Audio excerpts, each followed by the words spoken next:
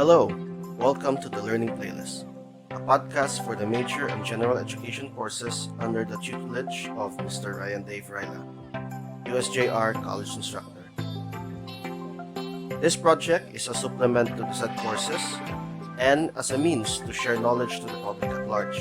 To help the podcast grow, kindly follow us at facebook.com/the learning playlist.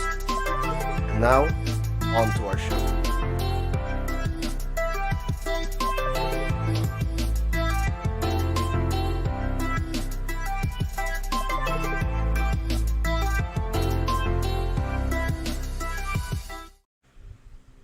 Hello and welcome once again.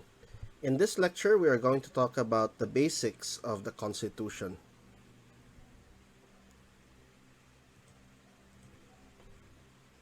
Okay.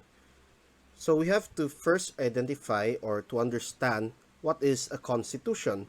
So a constitution is basically a written instrument by which the fundamental powers of the government are established, limited, and defined, and by which these powers are distributed among the several departments or branches for their safe and useful exercise for the benefit of the people or on behalf of the people.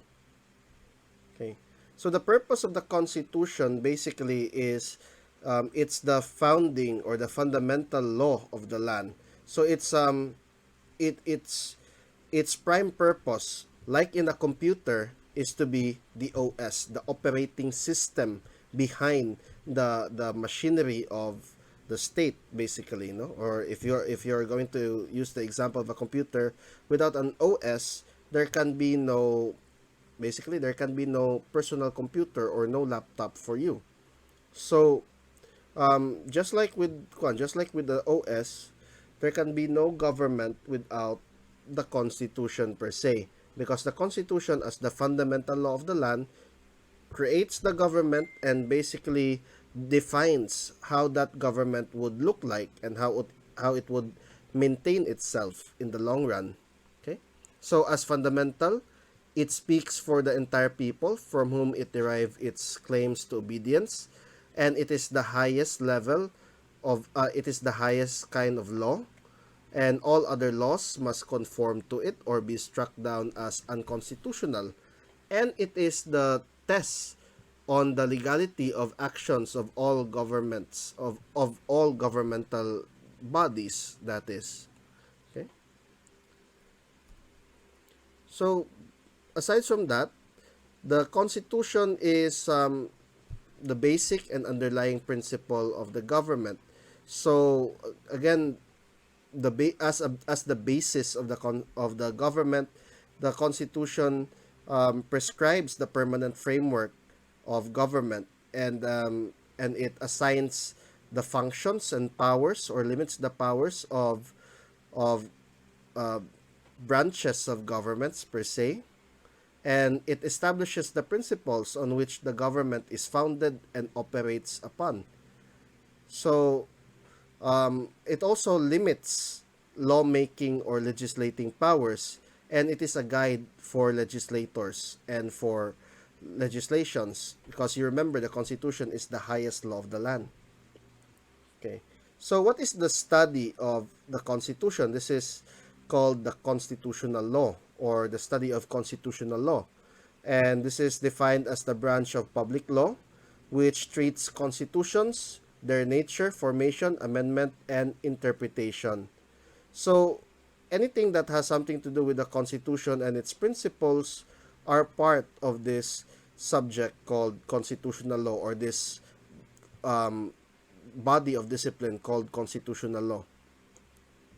So Supreme Court decisions, or we call them as jurisprudence, are important in constitutional law, in the study of constitutional law, no? So this type of constitution, or rather the types of constitutions that we know about, are basically divided into the following category. We have origin, form, then the manner of amending. Okay, so let's go first with origin. So as to origin, there's what we would like to call as conventional, and cumulative. Okay? Now, there are some constitutions that are, uh, let's say, they are created out of an assembly, no, granted by monarchs or created by the people of the land. So in this way, there are constitutions like the Philippine Constitution that is created in the course of a month, or sorry, not in the month, but in the course of a few months or even a few years of deliberations as to what kind of fundamental law will our country have. No, and that happened back in 1986, 1987 with the People Power Revolution and the subsequent creation of the 1987 Constitution following the ouster of the dictator Marcos. So there's also what we call as the cumulative or the evolved constitution, which is a product of history per se, and it has something to do with traditions and judicial decisions that have become part of the body of literature that composes what they know, or what countries often recognize as the Constitution. We can see a good example of a cumulative constitution in the form of the constitution of European countries like the UK, no, the United Kingdom, that has a long history that is basically an accumulation of numerous experiences, numerous crises, and of course the reinforcement and the creation, the reinforcement, or perhaps even the abandonment of certain principles of law that have served them throughout their long history. So that is a cumulative or evolved constitution. Subsequently, in the form category, a cumulative constitution is largely unwritten because it is a product of evolution.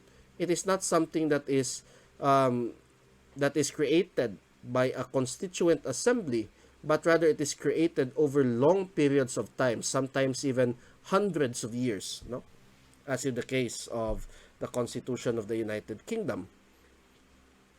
As for conventional or enacted constitution, they are most likely to be written, or rather largely they are written constitutions and have been given definite written form. That is, they are already well, I don't know if the right term would be tabulated, but perhaps the right term would be they are formatted by a constituted authority. Although there are certain written constitutions that have also incorporated amendments into them so that they may change according to the needs of the people in different circumstances and different times. We have, for example, the Constitution of the United States that has been around since the late 1700s and continues to be defined and amended as time passes. No? So there are many amendments into that written constitution already. Okay. Then we now go to the manner of amending category. You have the so-called rigid and flexible constitution. Rigid constitutions cannot be amended except by some special mechanism or machinery that is more cumbersome. No, the term is cumbersome than any ordinary legislative process, which means that for a rigid constitution to be changed, they must there must be what we call the calling of, for example, in the Philippines, this has been popular throughout the 90s and even the early 2000s, the calls for chacha or charter change, which often comes in the calling of constituent assembly, no, the creation of a special body to amend the constitution, or to even create a new one, okay, to drastically revise a lot of it. So that's how rigid constitutions are. They tend to take a lot of procedure and time and resources. But there's a good reason for that as well, in the sense that a constitution that is hard to amend is not subjected or is often, let's say, safeguarded from the whims and caprices of those in power who would seek to change the constitution to serve their selfish interests in prolonging their stay in power, no? So this rigid constitution is oftentimes chosen by a people who had experienced megalomania in terms of certain leaders that they have in their time, no, dictators in particular, or unscrupulous political parties. So in this way, we see that the rigid category, or sorry, the rigid kind of constitution has some reason behind why it is rigid in the first place. Then there are other constitutions that are rather flexible, and they are often associated with constitutions that are unwritten, no? So these are often found in evolved constitutions, which are considered as flexible or elastic, so that the constitution can post no higher legal authority than ordinary laws and can be altered just like any other law. Now, there are certain advantages to this. One is that this constitution can easily adjust with the changing times, especially nowadays, with so many changes in terms of communication, lifestyle, etc., politics, and even other forms, and even other aspects of life. That can prove to be a strength, no? Especially when meeting certain challenges that have to be overcome. However, societal challenges, that is. However, a flexible or elastic constitution can also be subjected to partisan interests coming from different political parties or from the same megalomaniac tendencies of, let's say, of wannabe dictators and wannabe strongmen, which has been in the past, at least in the past 5 years since 2016, has been a global trend in the world of politics today. So this is a constitution, flexible or elastic constitutions. These are, perhaps we can say, these are these possess certain characteristics that make them an asset, but at the same time it can also be a weakness. Okay? So how about the Philippine Constitution? Well, the Philippine Constitution, according to the three categories of origin, form, and manner of amending, are the following. It is a conventional constitution that is written and hard to change or rigid. So in this way, the Philippine Constitution fits into the said categories that we mentioned earlier. And the Philippine Constitution was originally drafted by a constitutional commission rather than a constituent assembly. Why? Because during the time of 1986-1987, after the ouster of the dictator Marcos, there was a need to create a constitution immediately in the wake of the fall of the Marcos regime, simply because the country needed to operate or to normalize once again if it is to gain the confidence of the world, and more importantly, if it is to stand up after many years of economic decline and even the potential of political crisis, no, averting political crisis that were on the horizons at that time. So the drafting of the Philippine 1987 Constitution was a necessity. It was decided that it would be created by a constitutional commission, which is easier to gather and has, let's say, has more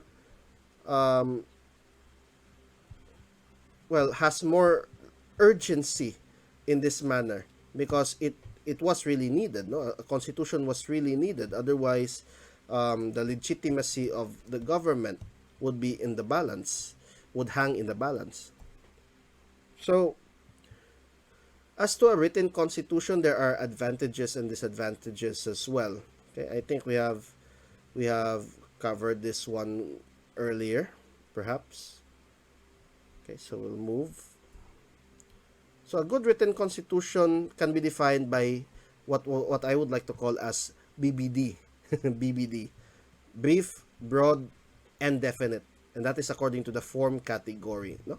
So brief, it must not be too detailed to the point that it details even the minutest um, the minutest uh, the minutest details about certain matters, because a constitution must be, let's say, broad as well. If it is too brief, then it hinders progress in certain aspects of life. But if it is, for example, defined as broad, then that's a good thing, in a sense that a broad constitution must be as comprehensive as possible in order for it um, to become a good constitution, a constitution that covers the contingencies that might arouse in the future. Remember, a constitution is not simply a constitution for today. It is a constitution that may serve generations of Filipinos. Okay, sometimes even it may some constitutions like the U.S. Constitution has served for more than 200 years already. Okay, so a constitution in the form category must also be definite. It must not be vague, but rather its intentions must be clear. Otherwise, this vagueness will lead to conflict of interpretations among those who interpret the Constitution. And who are these? These are the jurists.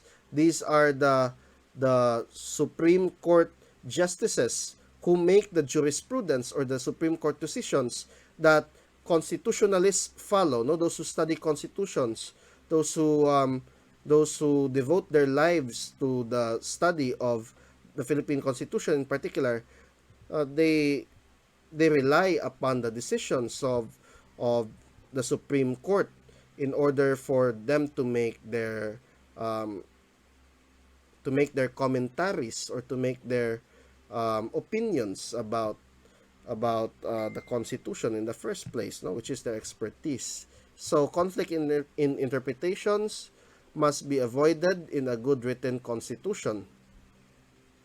As to its contents, there are several contents that we will cover throughout the course. We have the Constitution of Government, basically outlining the framework of government and its powers, etc. Then there is the Constitution of Liberty, also known as the Bill of Rights, as to what are the certain limitations of rights that people enjoy and what are the certain limitations of governmental powers over people. Then we have the Constitution of Sovereignty, or basically the modes of amending or revising the Constitution. Right, so here's a difference between Constitution and statute. Constitution, the highest law of the land. Statutes, ordinary laws, or we call them as Republic Acts. So the Constitution is direct from the people, whereas a statute is coming from representatives. Another way of looking at another way of looking at the differences between Constitution and statute is the fact that statutes are detailed in the subject that they cover. No, they have very detailed provisions as to subjects that they cover. For example, the Republic Act on VAUC, no, violence against women and children. Those need to be detailed to understand what kind of acts is the government preventing from happening. What kind of acts is the government how do I say this? Is the government policing, for example, no? Or how should these acts be identified? There's also the Constitution, which is basically it has its many provisions, many articles in general form, because it is a framework for government. It has to have some room for at least for not only amendments but for certain interpretations. Now let's go back a bit, no, to clarify my point here. Okay, so it is definite. No, there's the thing there. It is definite, but aside from definite, it must be broad. Hence why it must be in general. Okay, stated here. Okay. Now, on the third portion, so the Constitution is intended for both the present and the future. As I said earlier, it is going to serve not only the present but future generations as well. Whereas a statute is intended to meet existing conditions that are happening today. Although, given that there are certain subjects or there are certain laws on whose subjects are still relevant today as much as they are relevant 50, 70, even 100 years ago. So, in this sense, a statute can last a long time if its relevance still remain. Okay? So lastly, the Constitution is the fundamental law of the land, whereas the statute conforms to the fundamental law of the land. So it cannot be that the statute goes against the Constitution. Otherwise, it would be struck down as unconstitutional and therefore would be removed as a law. Okay?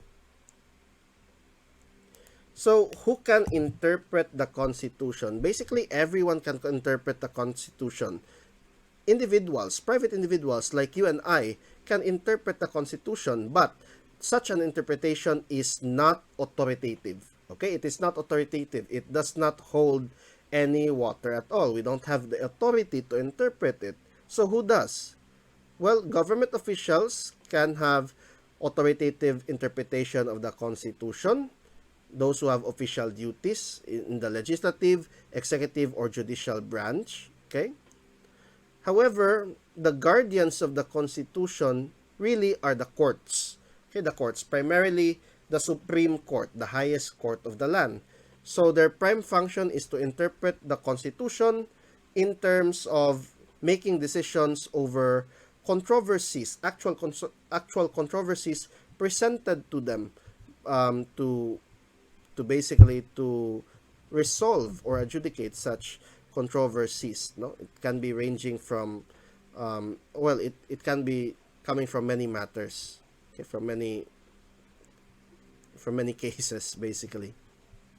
So the judiciary cannot decide on political questions, it can decide on judicial questions. So there's a difference. Political questions are, let's say, prerogatives of decision makers like the presidents, and they involve policies. Whereas judicial questions are often questions about how constitutional a law is, for example, or perhaps even the application of certain provisions in the Constitution on cases that affects the merit of the said provisions, and of course that have connections to how the Constitution guarantees certain rights to individuals. No, so we will see that in action throughout much of the semester later. Okay. Now, why do people interpret the Constitution? Well, we all know that the judiciary interprets the Constitution primarily to guard it, no, from misinterpretation, and not only to guard it from misinterpretation, but also to um, to maintain its status as the fundamental law of the land, and to basically on some extent, no, to some extent, this is just my opinion though, to basically remind people that there is law, no, that there is a rule of law in the land or in the country. So why do we interpret the Constitution? It is to ascertain and give effect to the intent of the framers and the people who adopted it or its amendments. So basically, interpreting the Constitution is a form of social exercise in some ways, in the sense that the Constitution embodies the aspirations of our people, no, as you may have noticed when you read the preamble. Okay, so there are many different constitutions of the Philippines, and of many of these constitutions, in particular, we can look back into for example, the Malolos Constitution of 1899 of the Malolos Republic. But really, that republic was very short-lived, no, because of the American invasion, occupation, and later on administration of the Philippines for about 50 years. Okay.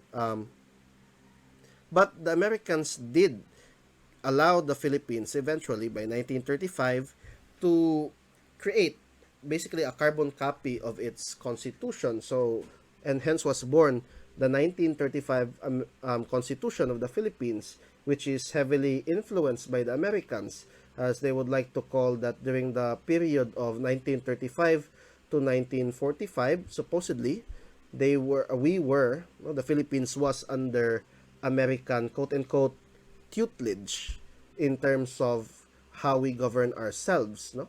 So the Americans still had this project of trying to make Filipinos as brown brothers of theirs, as they would like to call in their literature.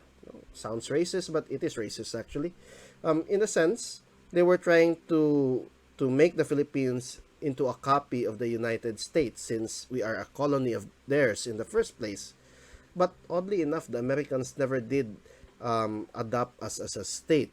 No? So on a footnote or on a side note on that one, maybe that is because the Philippines has had um, a long and vibrant and even dynamic nationalist movement, or perhaps you can say nationalist movements in the country, that has always sought to throw off the yoke of American colonialism and imperialism. No? So in this way, we can see that the 1935 Constitution was an imperfect constitution, but it did have huge influence on the Philippines. In particular, and when well, many women actually fought for this right. Okay, in particular, the 1935 Constitution was the first constitution um, of our country that gave women the right to vote. And this is significant during that time because across Asia in particular, women did not have the right to vote. And one of the first countries that offered them the right to vote, no, that gave them suffrage, was the 1935 Constitution, was the Philippines at that time. So it was a very progressive legislation in hindsight, per se. So we can look at that. Well, not legislation, but let's say a part of that constitution. And then there's the 1973 Constitution. Sorry for the error earlier. No? So it's 1973. 1973 Constitution was the constitution that was promoted by Marcos. Okay, so during the time of around 1969, 1972, there were already many discussions going on about changing the 1935 Constitution, as that Constitution not only predated the war, but also many of its provisions are already becoming irrelevant in the eyes of young Filipinos, no, when boomers were young back in their day. So in this way, the 1973 Constitution was was um, was part of that trend during that time to actively quote unquote decolonialize the Philippines from the clutches of the powerful superpower, which is the United States. Because while we are not a colony of the states anymore, by the time of the 1973 Constitution, we were still heavily influenced by American businesses, by American intervention in our politics, by American culture in general, etc., etc. And this was a time of awakening for many young Filipinos who wanted to strip away the vestiges of U.S. imperialism and colonialism of the 20th century, no? But then again, Marcos declared martial law by 1972, and he basically hijacked the process of the Constitution, which was supposed to be created around that time, no? And Marcos's term was supposed to expire by 1973, but again, he hijacked the Constitution so that he can remain in power until, let's say, until 1986. Okay, so that's the historical context or background of the 1973 Constitution. And in this Constitution, there were changes that are still with us today. No? Although, arguably, we can say that the 1973 Constitution was meant primarily to keep the Marcoses in power. But they did give something. Okay? But by no means am I condoning the abuses and the plunder that they did. But I'm just saying that there were parts of those, let's say, there were parts of that constitution, the 1973 constitution, that are still with us today. For example, barangays were formed. Presidents were given lawmaking powers. Nowadays, it's called, it's no longer called PD or presidential decree as in the time of Marcos, no? Where he basically gave out laws during the time when Congress was not in session because he had many of them arrested in the first place. But now it's called presidential order. But I have to look back into it. No, I have to look back into it. But the presidents nowadays, they cannot make laws, but they can make um, they can make executive orders. That's the proper term right now. Instead of PDs or presidential decrees, we now call it as executive orders. Okay? So there's a difference. It's not lawmaking power. It's just more of issuing memorandums, etc. Okay? But Marcos during his time was able to make laws on a whim, okay, on his own, without the need for a Congress, without a need for a legislative branch. So in this way, government at that time of the 1973 Constitution became a modified parliamentary government. Yes, we at one point we did have a prime minister, but simply a puppet head minister, no? Because everyone knew where power in the Philippines was concentrated, and that was at the hands of the then very powerful dictator Marcos. So there's also land reforms and social housing programs.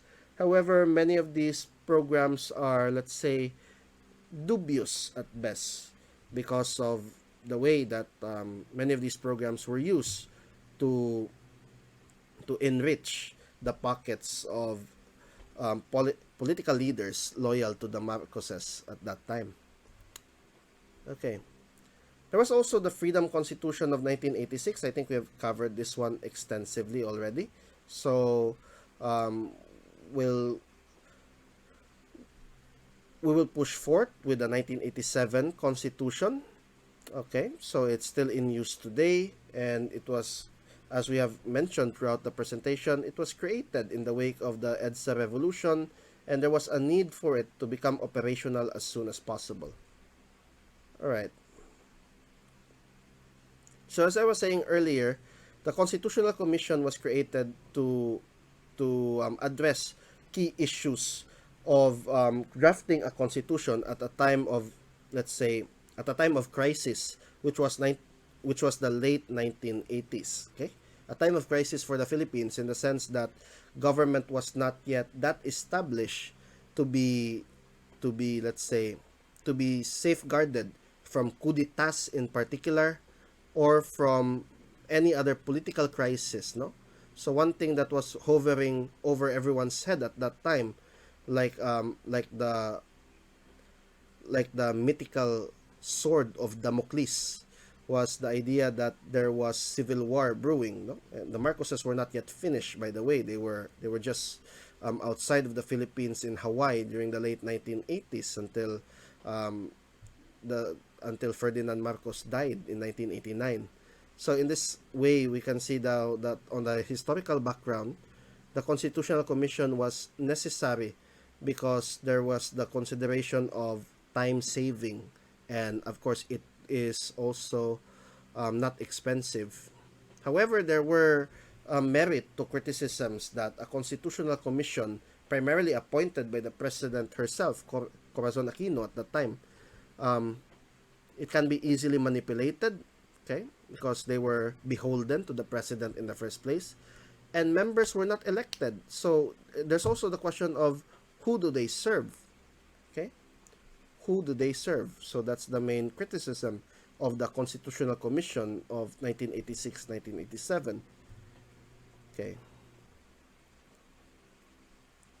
So there was a plebiscite done during that time, or a referendum, and it was voted upon by the people during early 1987, and it came to pass. No, the 1987 Constitution came to pass, and the rest is history, as they say.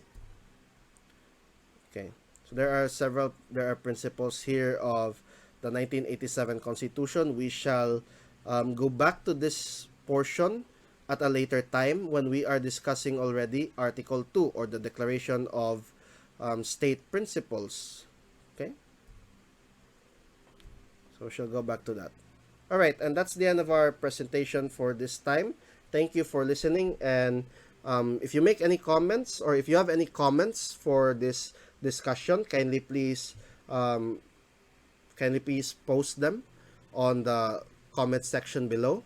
I'll gladly read them and even reply to some of them. And I'll see you next time. Goodbye.